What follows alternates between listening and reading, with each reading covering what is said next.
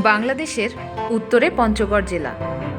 এই জেলার সবচেয়ে উত্তরের উপজেলা তেঁতুলিয়া, আর তেঁতুলিয়ার উত্তরের অংশ বাংলাবান্ধা ইউনিয়ন। এই ইউনিয়নে 10 একর জায়গা নিয়ে বাংলাবান্ধা স্থলবন্দর। সীমান্তের ওপারে ভারতের ফুলবাড়ি স্থলবন্দর। বাংলাদেশ, ভারত, নেপাল ও ভুটান এই 4 দেশের পণ্য আনা নেওয়া হয় বাংলাবান্ধায়। 1997 সালের 1 সেপ্টেম্বর নেপালের সাথে চুক্তির মাধ্যমে বন্দরটি যাত্রা শুরু করে। 2011 সালে এই বন্দর দিয়ে ভারতের সাথেও আমদানি রফতানি শুরু হয়। বাংলাবান্ধা থেকে মাত্র 3 কিলোমিটার দূরেই নিউ জলপাইগুড়ি রেল স্টেশন। এই স্টেশন থেকে ভারতের যে কোনো এলাকায় যাতায়াত করা যায়।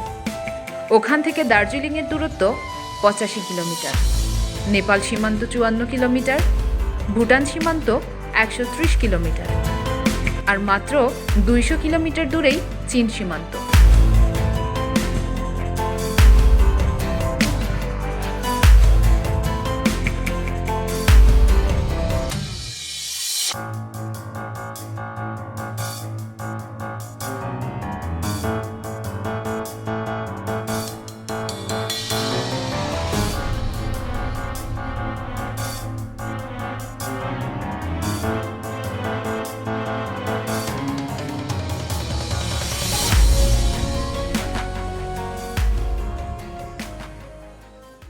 বাংলাবান্ধা স্থলবন্দরে প্রতি সকালে শুরু হয় আমদানি রফতানি, আর ব্যস্ততা শেষ হয় সন্ধ্যায়।